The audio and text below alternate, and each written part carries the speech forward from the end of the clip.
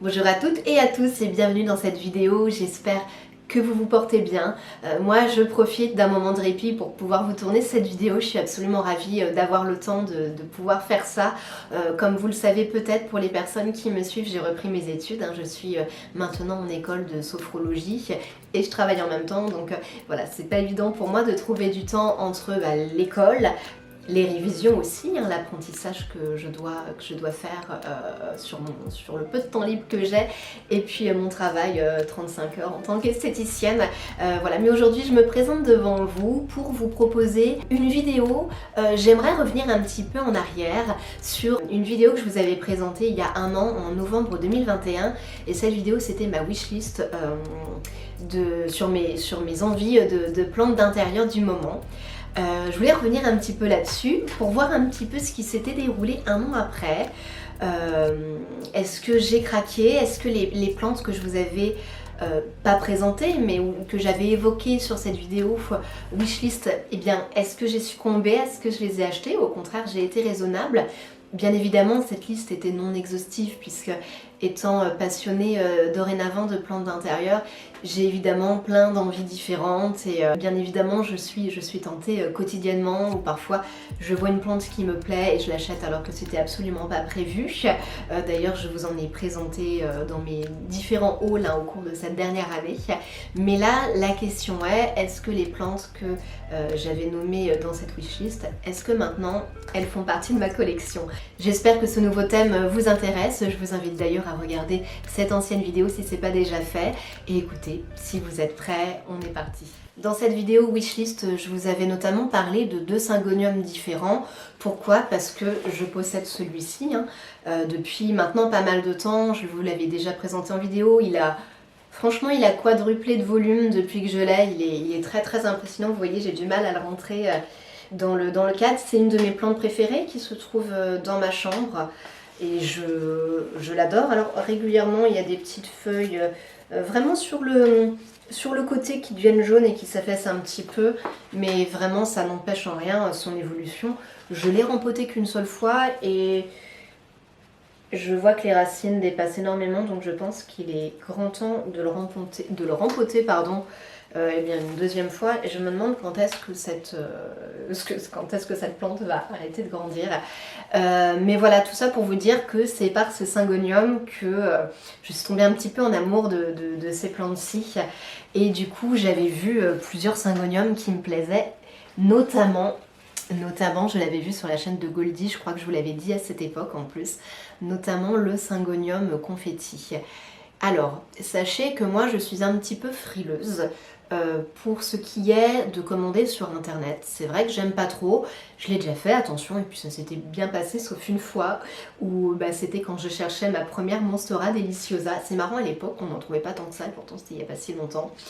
Et c'était en pleine canicule, elle avait été perdue, je n'ai jamais été remboursée, j'avais payé une 50aine d'euros pour une Monstera qui a dû mourir dans un hangar. Enfin c'était un peu triste, et puis j'ai jamais eu de remboursement, bref, donc du coup ça m'avait, si vous voulez, un petit peu refroidi, évidemment en matière de livraison, même si je suis consciente que ça doit certainement être un cas isolé. D'ailleurs il y a pas mal de youtubeurs plantes que je regarde qui se font livrer et en général ça se passe plutôt bien. Je me rappelle même plus d'ailleurs sur quel site c'était, là où j'ai eu ce problème, mais bref. Toujours est-il que j'étais un petit peu frileuse du coup de refaire des commandes, et je vous avoue que j'apprécie tout particulièrement aller en jardinerie. Pour moi c'est vraiment une récréation pour moi de me rendre en jardinerie, j'adore ça, et je préfère avoir un coup de cœur directement avec une plante que je peux voir, que je peux toucher, où je peux vraiment me rendre compte de sa taille. Et donc le syngonium confetti dont je vous parle depuis tout à l'heure, je savais que je pouvais l'avoir facilement sur des sites internet où je l'avais déjà repéré, mais je n'ai jamais osé franchir le pas de passer commande. Et donc il y a peu, tout à fait par hasard, c'était dans un bricomarché. J'y allais pas du tout pour les plantes, mais pour rechercher des accessoires de bricolage, bref, pour faire du bricolage dans mon appartement. Forcément, je passe quand même par le tout petit rayon plantes parce que je ne peux pas m'en empêcher pour regarder un petit peu ce qu'il s'y passe.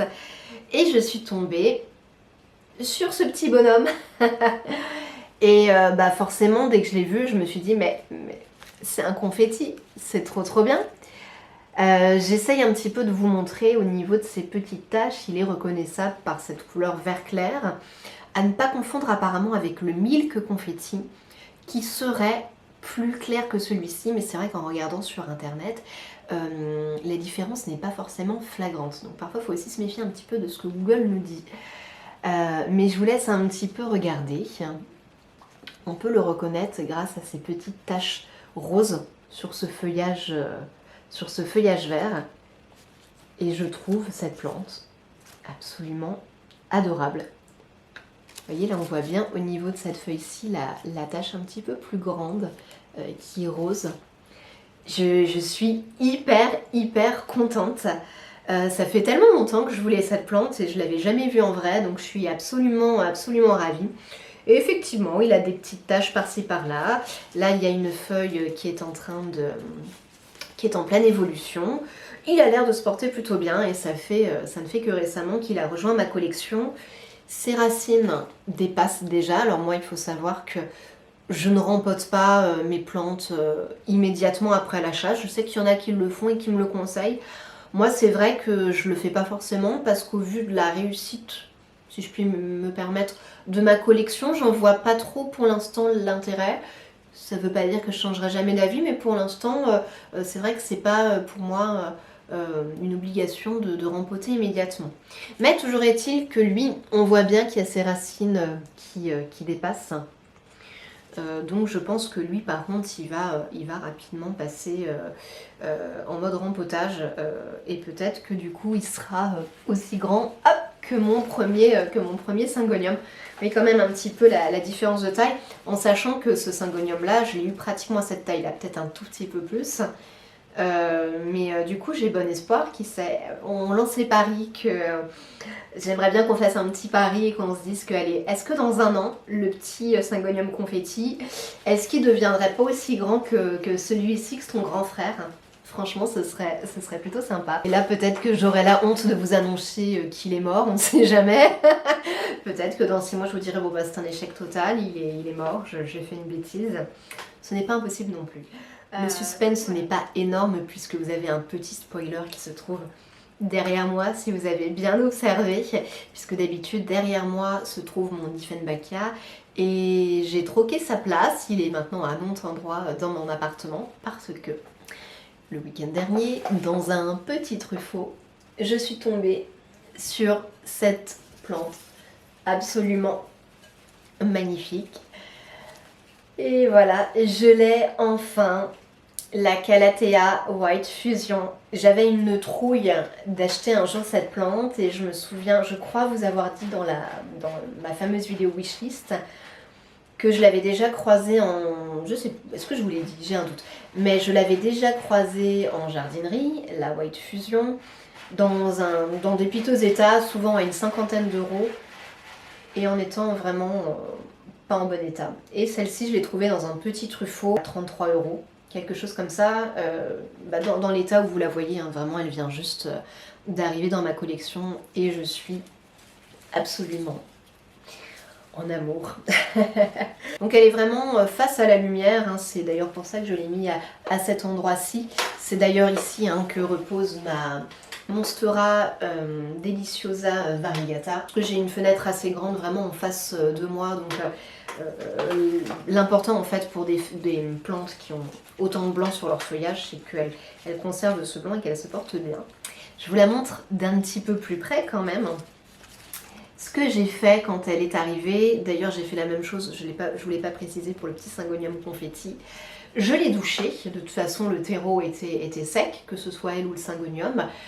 Je les ai douchés et j'ai carrément traité contre les nuisibles, à savoir notamment les cochenilles, puisqu'il n'y a pas longtemps, si vous avez suivi mes vidéos, j'ai eu des cochenilles farineuses qui se sont prises à ma Calathea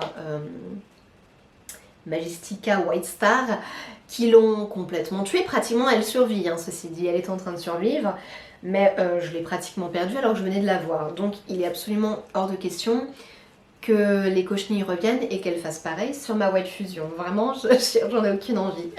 Mais voilà, donc je l'ai traitée contre les cochenilles. A priori, elle se porte plutôt bien. Elle a déjà des petits endroits où ses feuilles sont sèches. Hein, elle était comme ça dans le magasin. Il y en avait plusieurs. J'ai essayé de prendre celle honnêtement qui était en meilleur état. Je voulais vraiment avoir toutes mes chances. Mais vous voyez par exemple, ici vous avez déjà des endroits sur les feuilles qui sont sèches. Ça reste des plantes fragiles, hein, de toute façon. Je sais que ma Calathea Triostar, c'est pareil, hein, elle a des endroits où les feuilles sont sèches, elle se porte bien, mais ça reste des plantes qui sont extrêmement sensibles. Donc voilà, j'ai enfin fini par la trouver à un prix intéressant. Et je suis dingue de cette plante. Je trouve honnêtement que c'est une des plus belles plantes qui m'a été donnée de voir. Vraiment, c'est vraiment là pour le coup, je vous dis souvent ça, mais là pour le coup c'est vraiment une des plus belles plantes de ma collection. Et même avant de la posséder, je trouvais que c'était une des plus belles plantes que j'avais pu voir jusque là, que ce soit en photo ou même en vidéo chez les autres. Voilà, maintenant elle fait partie de la famille. Donc comme d'habitude, j'espère qu'elle va se plaire. Vraiment, celle-ci, je vais la surveiller de près et j'espère vraiment qu'elle va bien évoluer. Je fais brièvement un petit aparté avant de finir cette vidéo. Je voulais vous présenter un coup de cœur. Donc c'est un objet que j'ai acheté le mois dernier, que j'ai racheté là en début décembre, tellement j'ai aimé ce produit et je voulais vous le partager, puisque souvent comme vous êtes fan de plantes, souvent hein, vous êtes quand même fan de déco, d'animaux, etc. et vous aimez bien prendre soin de votre intérieur, tout comme moi. Je suis tombée en amour sur ce produit-ci qui est un bouquet parfumé de la marque Esteban. Il est juste derrière moi, hop, je l'ai mis ici pour vous le montrer. Pour la petite anecdote, hein, brièvement, il faut savoir que moi j'ai un odorat qui est très faible, je sens très peu les odeurs et j'ai eu beau en tester beaucoup des bouquets parfumés hors marque Esteban, ça a toujours été un flop pour moi, à tel point que je me suis dit je vais arrêter d'acheter ce genre de produit, ça ne sert strictement à rien, je ne sens rien et souvent c'est de l'argent qui est quand même mis par les fenêtres.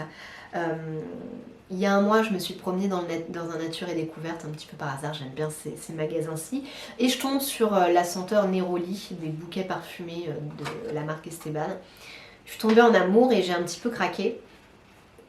Et je l'ai acheté tout en me disant ça va être un total flop, je ne vais rien sentir, ça va m'agacer, parce que j'aurais mis 20 € par les fenêtres. Eh bien pas du tout, le produit tient vraiment ses promesses. C'est la première fois que j'achète un bouquet parfumé où ma pièce sent terriblement bon. Et effectivement, comme il est indiqué sur l'emballage, ça dure bien 3 à 4 semaines. Moi, les anciens bouquets parfumés que j'ai pu acheter dans d'autres marques, alors ça durait des mois, hein. C'est-à-dire que le liquide durait sur des mois et des mois, mais je ne sentais rien.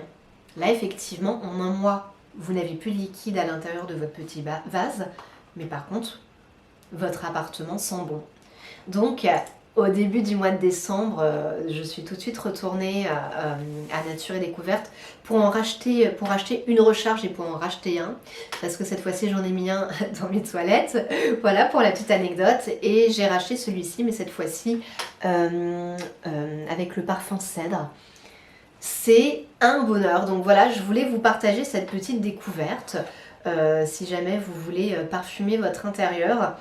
Vraiment les produits Esteban, pour l'instant je ne connais que ceux-là, mais je suis vraiment tombée en amour et je pense sincèrement que je vais régulièrement acheter ce produit. Voilà, j'ai vraiment changé d'avis par rapport aux bouquets parfumés, comme quoi parfois il faut mettre un petit peu plus cher parce que les anciens bouquets parfumés que je prenais, c'était pas onéreux.